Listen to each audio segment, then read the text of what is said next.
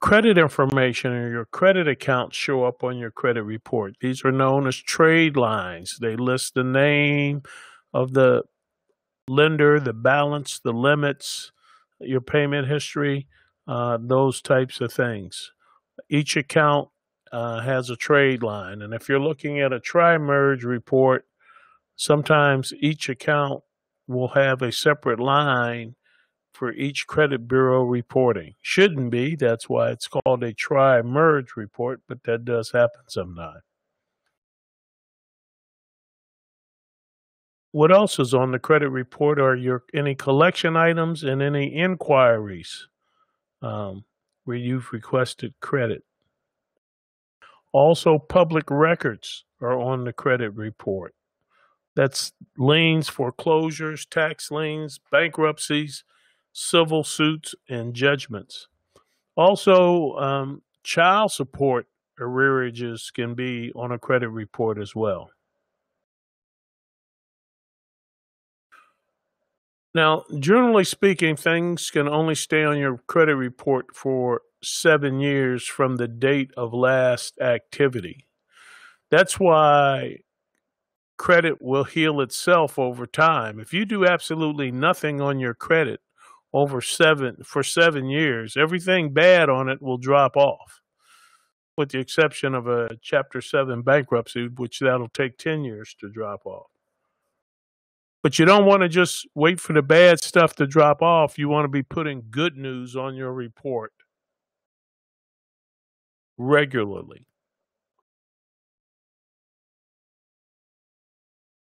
Now, the reason I said at the beginning that a good credit score was essential in 21st century America is because the credit reporting industry has done a good job of convincing industry that their score is a good predictor or risk assessment tool. So now not only is a credit report used for you to get a loan or some other form of credit,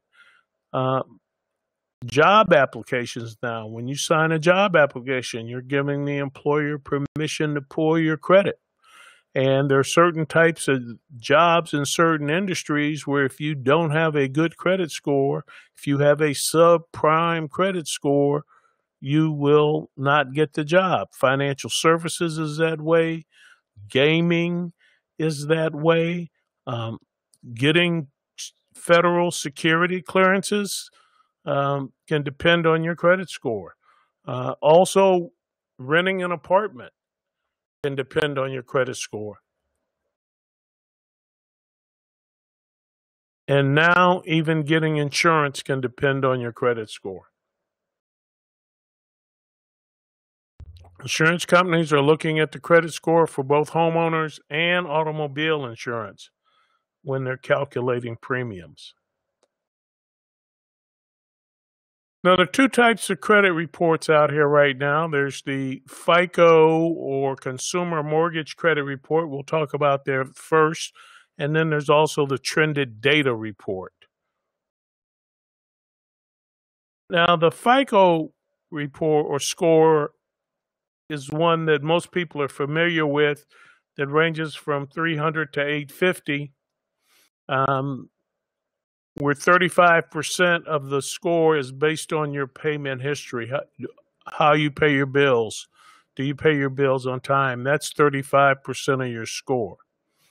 Now, the real revelation there is that there are 65% of other factors that impact your score other than how you pay your bills. The fact that you pay your bills on time in and of itself will not guarantee you a good credit score. There's other factors that impact that, as you can see from the pie chart.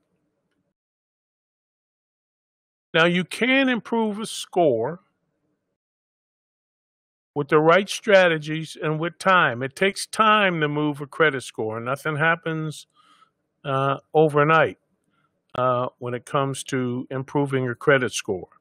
And the main reason for that is any disputes or anything like that, the Bureau has 30 days to respond to them. And your score reports out, or you can look at it once every 30 days to see what changes. So um, it takes time to move a score. Now, here's a chart that shows what I was able to do for me and my wife when we decided that we were getting more mortgage ready. We were coming out of a foreclosure situation 3 years prior to this chart. Had worked to rebuild credit, but then wanted to make a move to have the best possible credit when we applied for our mortgage. So this is what we're able to do over time.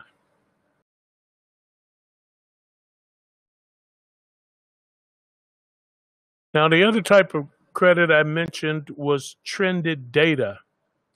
Now, what the trended data report does, it not only looks at all the things we talked about with the FICO score, but it looks like at how you utilize your credit. Are your credit card balances, your revolving charge balances going down consistently, or are they erratic? With trended data, if you're reducing your balances on a monthly basis, that'll be much more favorable for you. The person who's reducing their balance is going to get a better score than the person who's just paying the minimum payment where their balances are going up.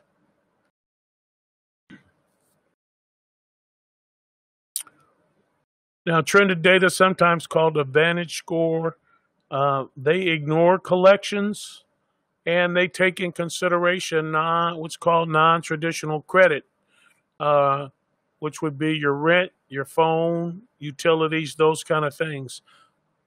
Paying those things and having a record of those things counted in your score can really help if you have limited credit. It weighs different kinds of late payments differently. It will hit your score harder for being late on your mortgage than late on your credit card. However, both late payments will do damage to your score. It only allows 14 days for rate shopping for a car or a mortgage, which is a pretty tight window. After 14 days, you'll get another inquiry. And it makes allowances for borrowers that are in natural disaster areas. So now that we've got the fundamentals and the background down, let's talk about how to move your score on purpose. First thing you want to do is improve your credit utilization ratio. What that's referred to on your credit report is proportion of balance to limit on revolving charges. So in other words, if you have a credit card, which is a revolving charge or a home equity line of credit, and you have $1,000 limit, then the proportion of balance to limit should be 25% or less. So in the case of $1,000 limit, your balance should be $250 or less. Now that's true for each credit card or revolving account you have, as well as the totals for your revolving accounts.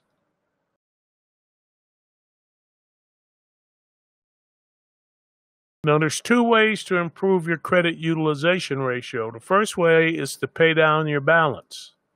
$1,000 limit, $500 balance, you pay down the balance $250 or more. Now, your new balance is $250. You got a $1,000 limit. That's at 25%. So paying down your balance away from your limit will help improve your credit score and reduce your credit utilization ratio. You can also request a limit increase from your credit card company. So once again, you have a $1,000 limit, you have a $500 balance.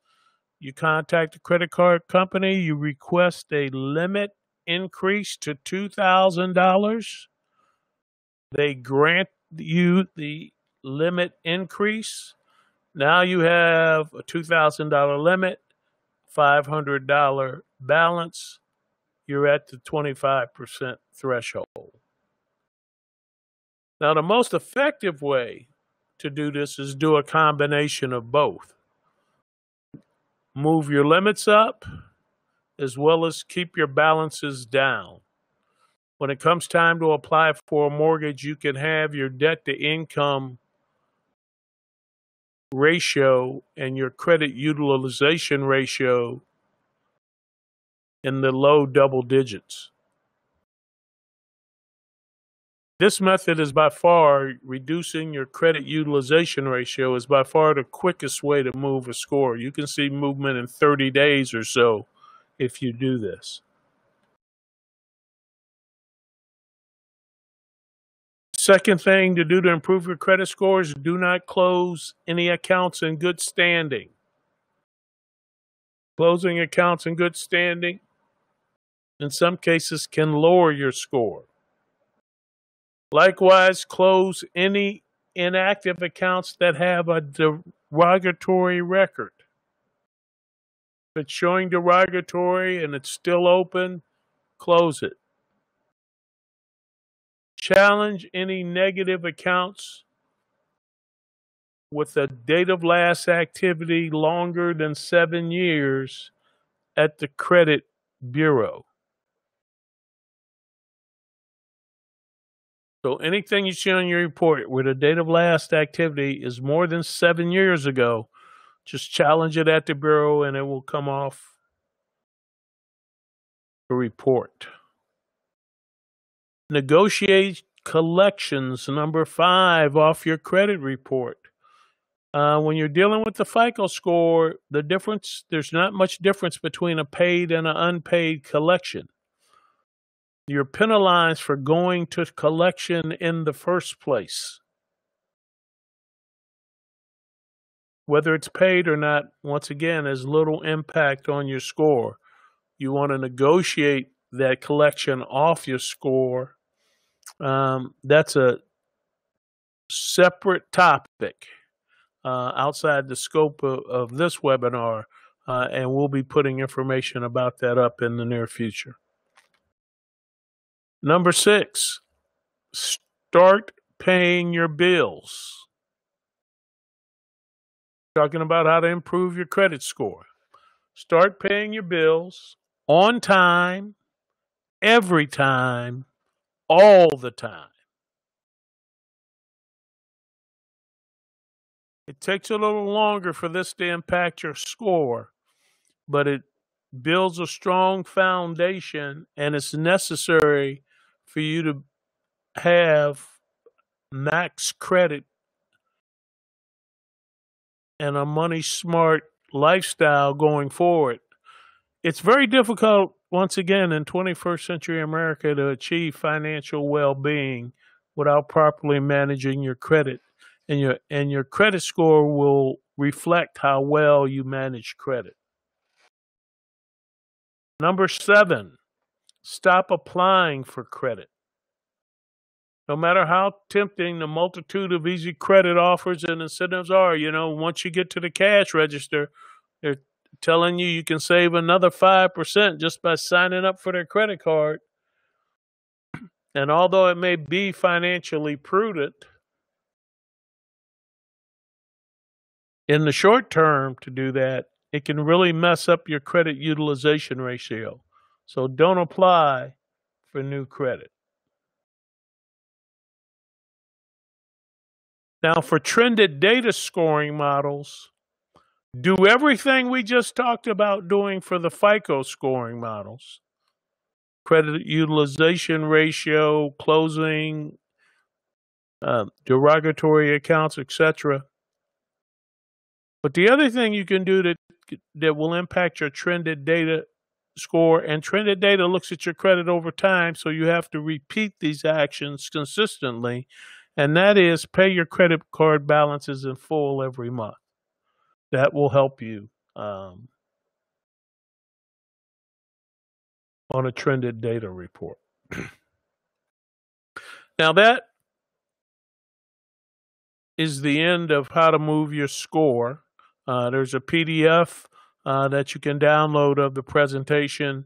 Also, the same information is posted on our blog at MoneySmartLife.org blog. But let me talk a little bit about, as a first-time home buyer, the home buying process. Once again, this is the home buyer timeline. Starts off with, I think I want to be a homeowner, getting mortgage ready, find, buy, and keep. We have modules on each of those, and webinars we'll be putting out detailing those various stages in the process. But here's the thing: you can strengthen your home buying team with our first-time homebuyer trusted advisor solution. We say don't go it alone, and here's why. When you look at the home buyer's dream team, you got a realtor, a home inspector, a loan officer. If you're doing any kind of rehab with your purchase and acquisition, a contractor, insurance agent will be involved, in a title company. Now, in every case,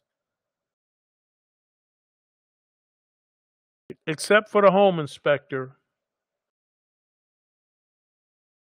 no one there gets paid until you close. Everyone's compensation is dependent upon you closing the deal.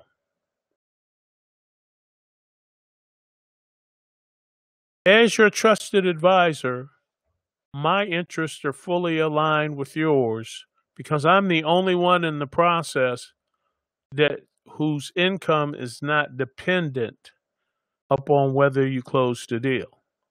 I'm a lot like the home inspector. I just do the job. Whether you close or not, you've paid for it. And let's look at what the job is that will be done as trusted advisor for you. Number one, I'll be able to help you get mortgage ready, take a closer look at your credit, and give you tips and strategies on how to move your credit, as well as assets and other things that are involved. Once again, I've got the background, I know that can help home buyers. Once again, I've done it for over 10 years as a home buyer educator for a HUD-approved housing agency. Engaging with our home buyer trusted advisor solution, you'll gain confidence in the process. You'll have a resource that you can go to get your questions answered, to understand the right questions you should be answering, to vet all your options free of conflicts.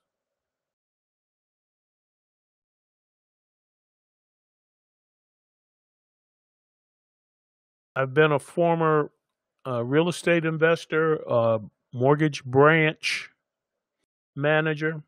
I have the experience and the breadth of knowledge, been involved in over 100 real estate closings, and I can help you. But once again, my interests are fully aligned with yours. The only one in the process, practically, that can say that, who has no pressure to get you to close. My goal is to get you to make the best informed decision you can about home ownership and a particular property.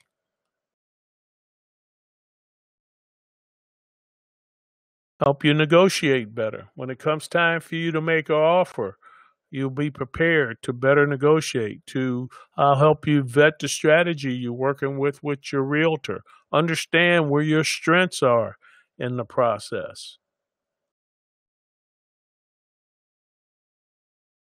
So with the Home Buyer Trusted Advisor solution, you get one-to-one home buyer coaching.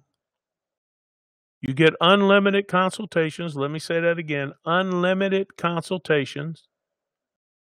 We don't give any legal or tax advice. And it lasts for 1 year with free annual renewals if necessary. So I'll be by your side for up to a year in your home buying process. And if you need to renew, you can renew for free. You'll be informed. Once again, I have the knowledge and information that I can help you as you go through your home buying process.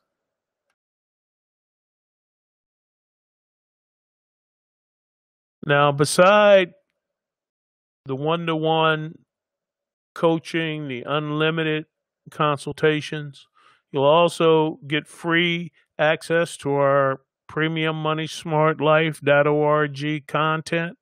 You'll get membership in the Facebook group we'll be starting up in 2018. So that content is videos, webinars, blogs, podcasts, and more.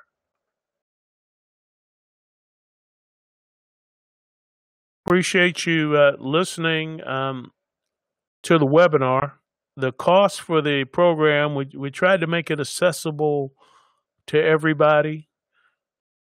$75.75. It's an unbeatable value. It'll be one of the best things you'll purchase in the home buying process. What we say is get it and don't treat it like a gym membership. Use it. For more information, you can go to MoneySmartLife.org. Trust it. Once again, that's MoneySmartLife.org. Trusted. And you'll get more information on our first-time home buyer trusted advisor solution. Once again, thank you for the webinar. Please fill out the survey at the end and have a good day.